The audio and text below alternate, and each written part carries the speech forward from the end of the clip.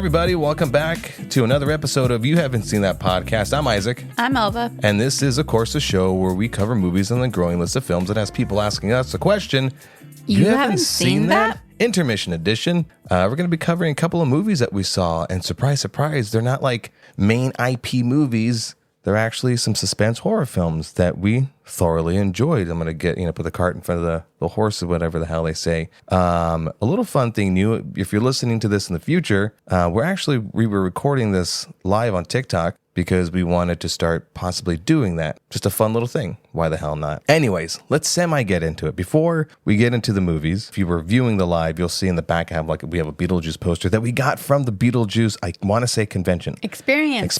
A Beetlejuice experience in North Hollywood. And that was a ton of fun. Definitely. Tell us about it. Me? Yeah. Okay. It was Beetlejuice. There's stuff, food, drinks, all Beetlejuice related. I got pictures of Beetlejuice. Man, those drinks, those spirits were strong as hell. They weren't too pricey either. I was like, well, booze is getting drunk in the afterlife was that's kind of cheap. Yeah. God, it was a blast.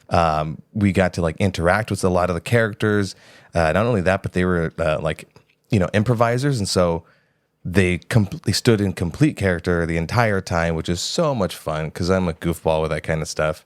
The standout thing, though, was the horoscopist. That's what it was titled, the horoscope. You could check out on... That's what it was. I was trying to say that name for the longest time. on our Instagram and TikTok at... Forehead Films. Forehed Films. There I put a little video of our experience. It is so much fun. They are running it. It's in North Hollywood. They're running it up until, I believe, Halloween. It is kid-friendly. Mm-hmm. My cousin Isabel asked me that. And yes, it is kid-friendly, so you can take the family, have fun. They have food. They have drinks. They have non-alcoholic drinks. Mm-hmm. They have a bunch of photo ops. And if you're looking too lively when you're there, well, they have a little makeup section where you can you can dead yourself up. I got stuck there. Yeah. Yeah. Yeah. It was a lot of fun. So you could look ghostly. I do advise people check that out. The photo ops are so much fun. They have little miniature set pieces. The Bobs were there.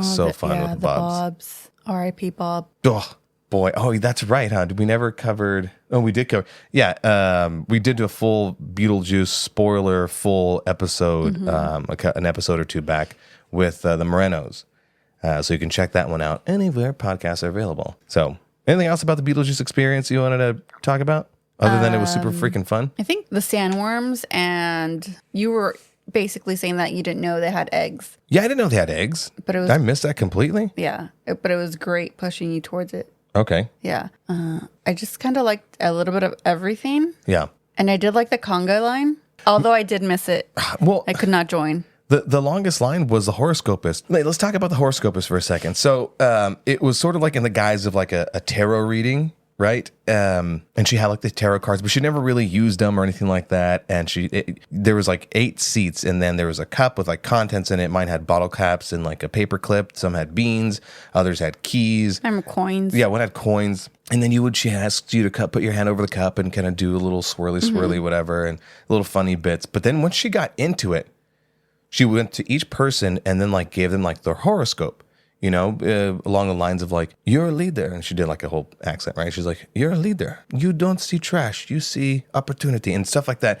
And, we all think oh, she's going to do some improv, funny stuff the way that the other actors were doing. But instead, she got really deep, and I'm sitting across from, because I was 5th in line around the table. We were with another group, and each person thought it was going to be funny and stuff, and they're like, "Oh my God, she strung a chord." Yeah, and it was all serious, and there was a couple of people with some unched tears that were peeper. But I highly advise that people check out the Beetlejuice experience. It is such a blast. And the horoscopist. Yeah, it's going on till Halloween. Mm-hmm. Mm-hmm. So check that out. Check out the video on our Instagram and TikTok again. But let's get into the movies that we saw recently. Which one do you still want to start off with? Because they were both good. Let's go with Blink Twice. Okay. We saw Blink Twice as of this recording last month. We just never got around to recording an earlier review for it because a bunch of other movies were coming out and a bunch of other things kept us busy. But here we are. We're finally talking about it. It was starring Channing Tatum, Naomi Aki, Christian Slater. Simon Rex is in there. Yeah. There's a few other people, so a few faces you'll know. But originally, I wasn't intending to go see it. It's one of those movies you see a poster about it, you maybe catch a trailer, you maybe see it advertised on social media, and you kind of think nothing else of it because there's usually a lot of other really big blockbuster movies that are going to grab your interest first. And, time and energy as of late, as an adult, is, sparing. We're busy all the time. Like, look, we're doing this, right? And so Alva's like, no, I heard about this because it's whose directorial debut? Zoe Kravitz. And I go, well, okay. And then you kind of started telling me more about it. You convinced me. You basically dragged me to go see this movie. Like I always do. With what other movie? We covered it too. I don't remember. Too many movies. And we can't go back to the recording. So what was your overall thought about this movie? What were your expectations? Because you knew a little bit more about it than me going into it. I just knew a little bit more just from the interviews, but I went in blind. Because the trailer gives you like a chick flick kind of vibe in a way. Yeah. So that's why I wasn't really interested in it until more interviews were coming out. And that's when I wanted to go see it. But I wasn't expecting that twist. No, I wasn't expecting any of that. And of course, this is spoiler full reviews for these two movies because there are a lot of components about these two movies that you can't talk about without actually spoiling it. So if you're watching this live, which and now this I'm kind of like shooting myself in the foot, but if you're watching this live and you're like, well, I kind of want to know about the movie, well, I'm going to tell you like everything about it. So you were warned. But if you want a condensed version of my review, you can check it out on Instagram and TikTok at Forehead Films, FOREHED Films, where I have my little shorter reviews, spoiler free. You can go check those out and then come back here and then allow things to get spoiled for you. But so the movie starts off with these two girls. They're kind of like down on their luck and they're trying to make rent and whatever. And they happen upon an opportunity to basically hang out with Channing Tatum's character, whose name's King, right? And he's like Channing Tatum, of course. Slater. Okay. Is always charming. Some people might love, some people might hate him, but I think he was perfect for this role because he emits this bit of like charm that you go, yeah, I'm on board with this guy. He seems like a really cool guy because he's playing this like CEO of this movie is grounded in reality. Like these characters are definitely based off of certain types of people, if not exact people.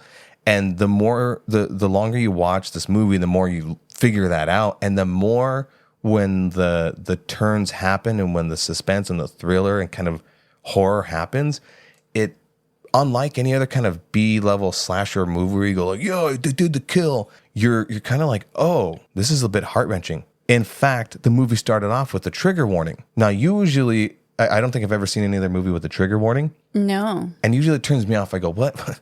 Don't people know they're watching a movie? Like, why do they need a trigger warning?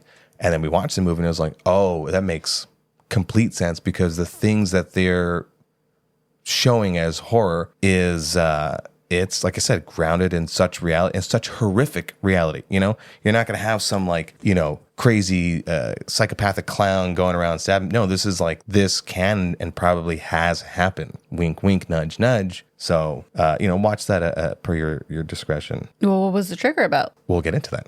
All right. So the movie starts out, again, these two girls. The lead actress, you would recognize her in the movie Get Out. She played one of the, spoiler alert, one of the people that were the help around the house that ended up getting like their brain swapped and stuff. And turns out her brain was swapped by the grandma's brain. And it was really awesome to see her in a bigger role. You got to see her be the I guess like the final girl, one of the two final girls, as opposed to being like the victim in this movie. Oh, yeah. Which I feel like was a very active choice from Zoe Kravitz as far as casting is concerned. And her friend was played by, and I forget her name, it's hard to pronounce again, Ali Shakat? Aaliyah Shakat. You would know her in Arrested Development. She played Maybe. Hilarious character, hilarious actress. And she plays like, the fun friend and whatnot. So anyways, they go hang out with the Channing Tatum character on an island for rich people in Mexico or something like that. Definitely they had to give up their cell phones. There's like, the help on the island that don't speak any English. And, there's these little moments where, the people on the help on the island kind of like give hints that something creepy is going on, but they really focus a lot on them just having fun. And you're really like having fun with them. They're having drinks. They're swimming by the pool. They're doing... It's amazing. It's just fun. Yeah, they're doing like illicit drugs, and it's funny. This movie does an amazing job of balancing both comedy. I use that lightly, by the way, but just, I guess, comedic moments, right? Let's use that loosely. With the suspense, with like the realization of what's actually happening. And they drop those little breadcrumbs in there in smart ways. So as it unfolds, they're there for, they don't know how long. And they start having like missing patches of memory and, dirt under the fingernails and stuff like that. And per any kind of, mystery, I suppose, you're always trying to figure out what's going on. And finally, after a moment where it was a bit of a MacGuffin, which is like, a forced thing that had to happen to allow one or more of the characters to realize what the fuck is going on, which was the snake venom, right? The snake venom made him impervious. It was like the cure. Yeah, it was like the antidote. The cure to the spray, the perfume that everyone was provided blocked their memory. When I say everyone, it was like the women. So the women were the ones that are the guests, and all the men. And the one guy. The one guy. One guy, yeah. But the hosts, Channing Tatum's character's friends, are all dudes. So you can kind of start to see where this is going. So the spray is like a roofie. And what do people usually use roofies for? We don't have to tell you. Yeah, well, I was gonna hint and code just in case people just I don't know if our crowd is like a very smart crowd. No offense, people, but just to spell it out for you a little bit, they forced happy time with the women, and once those scenes were revealed, like all of the fun and funny was taken out as it should be, completely sucked out of the room. And it's just this horrific series of scenes of what actually is going on and what has been going on in the background. It was impactful. And then there was like that moment where, I'm like being entertained. Again, I use that loosely, being entertained by the movie, right? And then the intensity of it. And then I stopped and thought, oh, duh, this is based on like shit that's actually going on. Yeah. With islands and rich people. And people, islands and whistleblowing and things like that, and people trying to let everyone else know that all of these 1%ers are not great people and they get away with certain things, and a lot of things. God, it was intense. It really was intense. Like, man, I watch a lot of horror films. Again, wearing the Art the Clown Terrifier shirt. I watch a shit ton of horror films, and I'm usually like, yeah, kill him. But this one, I was so, like, it took my breath away in a bad way, and I was, like, heartbroken for all the women that this was based on. Because it's psychological? Yeah. Well, I wouldn't say psychological, but it's so the trigger warning was for the R word, forced happy time scenes, and that was, like, felt like a one-hour sequence. Mm-hmm. And I felt like they needed to do that to really... I felt like it would have been better because if you just put like little snippets of it, it would kind of just... You had to show the impact of the situation. Yeah, it was a tough one. So, I mean, that's why the trigger warning. I think that's the only movie that I actually seen have a trigger warning. And I think that was properly used. So, and then the way it resolves is kind of in that... kind of into that slasher-esque bit where it's like then you have the final girls and stuff, but there is a dynamic amongst the girls and how they have a crush on someone like the rich guys, and so there is a lot of fun. My only problem with the movie though is I think the pacing was cool, but it took a while to finally like get there, I gotta go against you right there. Yeah, we did talk about that when after we saw it. I think it was needed for it to take a while to get there, because when you're psychologically messing with someone or abusing them, it's not an instant. So she was trying to show you that it's taking a while, and those times where, of course, towards the end when she starts to like notice a little bit more of her nails, a little more of like, is something going on? Especially with her friends, like something's not right. Like those things, I'm like, perfect. Mm-hmm. Like it went perfectly fine with it. Okay, I sit corrected. Obviously, we all have our opinions. But I do see your point, though. We did talk about it when we first saw the movie. We usually drive home. We talk about it. We write notes and stuff like that. And I like having those opposing thoughts because, you can't always agree with everything. That's marriage for you guys. Happy arguments. Only when the camera's rolling. So would you suggest this movie to people? Definitely, yeah. I'm pretty sure by now it's not in theaters. Yeah. Possibly, but definitely stream it. If you're going to stream it, just know that it has those scenes in it. If you're going to stream it, because I talked to some friends and they go, I like watching movies at home. And then they end up having their phone next to them and they're preoccupied. That's not how you should watch movies. Movies, you're supposed to be locked in. Now, mind you, there's some movies that lose your interest and whatever, but put your phone down. Settle in with this one so that you can build up that emotion. So then when you have that emotional release, it hits you like a kick in the nuts. But if you stream it, just actually lock in and watch it. What's funny though is this is co-starring Channing Tatum. We just had seen Deadpool Wolverine. So I'm like, it's Gambit. Oh, Gambit, no Gambit, no. It's fucking horrible. So watch that movie. And next, what movie do we see next? Speak No Evil. Speak No Evil we talked about the trailer in a previous intermission episode. And the way that I personally was kind of talking about it was like, we'll get around to watching it, right? We got some other big movies to check out. I don't know if we'll watch it. I like James McAvoy. He seems intense. Seems like he's doing like a version of, It Wasn't Me, It Was Patricia from Split. Yeah. Mainly because the trailer almost shot itself in the foot with this movie because it showed chronologically almost everything. What I thought it showed everything about the movie. Yeah. From start to finish. I go, well, why the fuck? That's why I didn't want to watch it. There you go. Yeah, that's exactly it.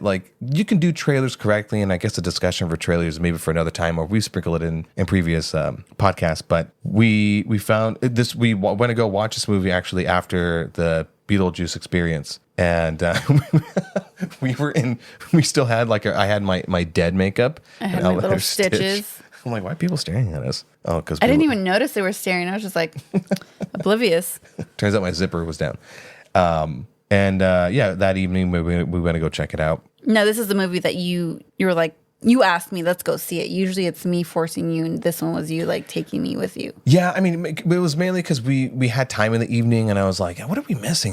There's always a handful of movies that are out, and ones that we even talk about that we may not even get a chance to go see, to go tally about afterwards. But we do our best, try to fit in our schedule, and this was one of those where our evening was free. We drove from the Beetlejuice to the movie, and I'm so glad that we watched this movie. So a little background on it. I didn't know that it was a Blumhouse production movie. And I love Blumhouse production movies because they're well produced. They're well casted. I'm going to have to correct you there. You did know, you forgot it was. We do mention that I have ADHD on this podcast, or you have a little bit more, but I have memory lapses, so... Look, I couldn't tell you what I did or ate yesterday. How am I supposed to remember these things, There you go, your cast. Oh, it's cool. Because some of the cast I don't know. So it's starring James McAvoy. In the trailers that you might have seen, the story of this thing is a family meets up with they meet whilst vacationing in Italy, and the other family being James McAvoy and what's his wife's name? Eileen? I don't know. Aisling? Aisling. Francois. Man, every time we start covering casts, it's complicated ass names. You can Google it yourself. Whatever. Okay, so James McAvoy, obviously shown in the trailer, him and his family are the ones that are abducting other families, and they lure them onto his farm for a little more of a vacation, and then intensity ensues. That's what I figured the movie was going to be, but it took some twists and turns and paced itself in such a way that I thought I was going to wait for all of those intense moments. I thought it was going to be a cheap then he's going to kill the family off one by one. It was none of that. They built up some emotional backstory with our protagonist family, and much credit to the wife played by Mackenzie Davis, who she played not a Terminator, but a human got back in time in one of the latest Terminator films. And she is a strong character in this. You kind of love and hate her throughout the thing. She gets a little whiny. No one was paying attention to her. She is me saying there's something wrong. We should not be going to this. There are red flags everywhere. Is this still about that Fantastic Four movie? Always.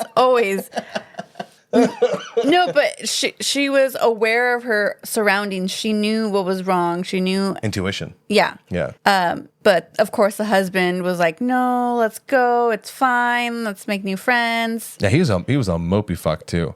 I lost my job. Let's go do something. And I'm just like, I'm gonna be on board with her. Like, you know who was even whinier and like more annoying? The daughter. She's 12 years old and she had like a bunny, and it was like a whole through thing, and you know it was used throughout the movie. But she had a bunny. She was like emotionally attached to it. Starts like panicking and like hyperventilating. panic attacks. That was the only part of the movie. I'm like, God, whiny kids are obnoxious. She was a great actress though. She was. Yeah. 'Cause once she stopped being whiny and she started actually kind of trying to help the family, once the McAvoy's son helped her, Unquote. figure out that like, nefarious things are happening. Then she was Helpful. tolerable. Oh. But like I said, I thought that I was going to be waiting for those like really intense, any kind of like, murder scenes, which there really wasn't up until the end. Ugh.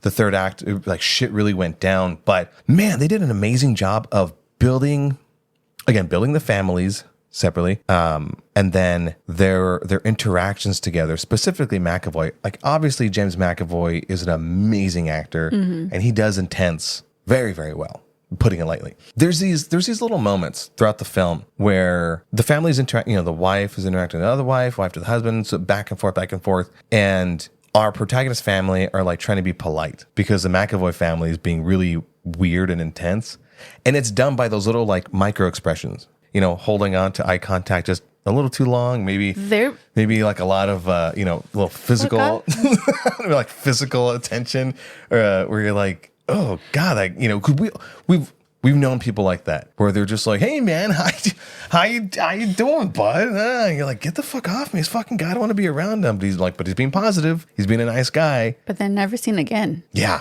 What do you mean? Like our people that we know that do that? Mm-hmm. Do you kill them? Maybe. We can't do that here. I'm kidding. All murder confessions are jokes expressed on this thing. What other things do you like about that movie? What stood out to you? The ending. Oh, no. I thought that was a slam for a second. No. You liked it though? No, yeah, I did like it. I liked the trophy room. Oh yeah, talk about that.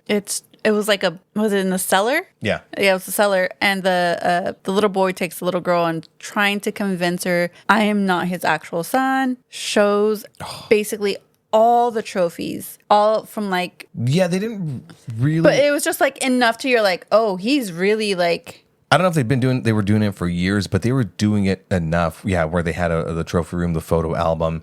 And evidently what they were doing, the McAvoy family would take the kid from the family, and then that they would, adopt them, hard air quotes, as their kid, but they would cut their tongue out so that they wouldn't whistle blow to the next family, where then they would take that kid and then dispose of the other kid. Yeah. God. There was a little moment, though, which I thought, I'm so glad that they did, where they showed some interaction between the son, what was his name? Ant, right? Mm-hmm. The son and McAvoy. And you're like, oh, that's the dynamic between, captor and captive. And even though they're kind of doing it for the money, there's this moment where McAvoy goes to the boy, he goes, all right, come on, give me a hug. That's stale love. And he like brushes him off. It's insanity. Yeah. Psychopaths. I did like the ending though, when he finally gets that redemption. Okay, so the main focus is surrounding the two families, but the one that's easily overlooked is the captured son, Ant. And throughout the whole thing, he's dropping little hints that like something is awry, like I mentioned before. But the movie opens with the McAvoy family driving to the Italian villa hotel thing. But in the rear view is a shot of the son, Ant. And then the movie ends with a shot of Ant after he redeemed himself and, dispatched his adopted father and mother. And this kid, his performance was solid as fuck. And then you realize, oh, that poor guy, like, because of focus on the other families, you forget, like, oh, this kid was going through it. He had to deal with like these people and basically get beat. And the movie ended on that intense emotional release where he's just there driving away with the family after getting rescued. Again, tons of spoilers. and just has those tears well up, and then the movie ends, and I'm like, damn, what a goddamn good movie. So if you're looking for intense thrillers that aren't, and you're trying to watch other movies that aren't major properties and adaptations and sequels and prequels and requels and sidequels, then check out Speak No Evil. Did you have anything else you want to say about it? No. Oh yeah, give me some Rotten Tomato scores. Let me try to guess it. Okay. Rotten Tomato score. Hey. For which movie or both? Both. Okay, so usually on our full movie breakdowns, not the movie reviews, we like to have each other guess what the Rotten Tomato score is. And if you're not familiar with Rotten Tomato, it's a score from 0 to 100, 70 being fresh. 70 being fresh. Mm-hmm. And I'm pretty good at these damn things. Now, we haven't been doing it for the movie reviews because I keep fucking forgetting. But hey, I just remembered right now, so cool. I don't want to look. Show the screen. Well, I'm trying not to. I'm not looking. Okay, which movie is this? Speak No Evil. Speak No Evil. I'm going to guess it got 85% on Rotten Tomatoes. Ooh, close. Yeah? 83. How good am I? Huh? Come on. Audience? I'm going to say audience scored... Wait, was it 83 the critic score? Yeah. I'm going to say the audience scored 78. Nope. Higher? Yeah. Damn it, 90. Nope. What is it? 85. 85. That's a solid fucking... I don't really give a lot of weight to the Rotten Tomato score because there's, a lot of tomfoolery behind that, all that, but whatever. We just need something to base this game off of as far as scoring. So, next movie. Blink Twice. No, dummy. God. We've been doing that deal since. with this. Blink Twice. I'm going to say that the critics gave it a 80%. No. Do you want to guess again? Or No. 74. Okay. Yeah. And Critics, or then the audience liked it less. I'm going to say audience gave it a 70. nope, 69. Hey. Damn it. I'm so close. I'm usually like 5 off from those final. Way to wrap it up? Yeah. All right. That does it for another episode of You Haven't Seen That Podcast. Watch both movies. Blink Twice. Speak No Evil. Where can people find us on social media? They can find us on Forehead Films, FREHED Films, on Instagram and TikTok. That's right. And just a reminder for people listening in the future, we're going to start doing live versions of our podcast where you get to hear the full unedited stuff and us being complete goofballs and crap like that. On a semi-regular basis, I feel like the setup was pretty cool. It's just a pain in the butt to do. But tune in. We'll be doing that on TikToks for now because TikTok's really good about lives. What? Nothing. All right, then. In the meantime, let us know what movies you're excited to see because there's a ton of them coming out. And then let us know what movies are on your list of growing films that has people asking you the question. You haven't seen that? Bye, folks. Goodbye.